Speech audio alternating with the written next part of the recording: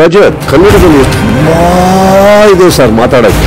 ನಿಮ್ಗೆಲ್ಲರಿಗೂ ಕೆಲವು ತೂಕುಗಳಿವೆ ಸರ್. ಅವ್ರು ಯಾವಾಗ ಎದೆಗೆದಾಗ ನನಗೆ ಕೊಟ್ಟರೆ ನನಗೆ ಅದನ್ನ ತಡ್ಕೊಳಕ್ಕಾಗಿಲ್ಲ, ಮಾತಿನ ಬರ್ದಲ್ಲಿ ಬಂತು.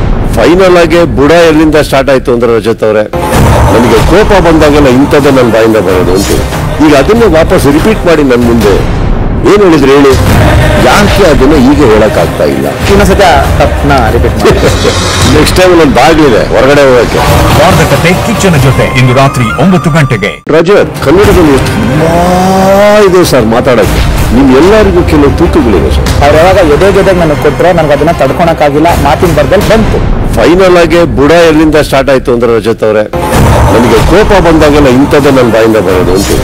ಈಗ ಅದನ್ನೇ ವಾಪಸ್ ರಿಪೀಟ್ ಮಾಡಿ ನನ್ನ ಮುಂದೆ ಏನು ಹೇಳಿದ್ರು ಹೇಳಿ, ಯಾಕೆ ಅದನ್ನ ಈಗ ಹೇಳಕ್ಕಾಗ್ತಾ ಇಲ್ಲ? ಇನ್ನೊಂದ್ಸತ ತಪ್ಪನ್ನ ರಿಪೀಟ್ ಮಾಡಿ. ನೆಕ್ಸ್ಟ್ ಟೈಮ್ ನನ್ನ ಬಾಗ್ಲಿದೆ ಹೊರಗಡೆ ಹೋಗಕ್ಕೆ. ವಾರದ ಕತೆ ಕಿಚ್ಚನ ಜೊತೆ ಇಂದು ರಾತ್ರಿ 9 ಗಂಟೆಗೆ.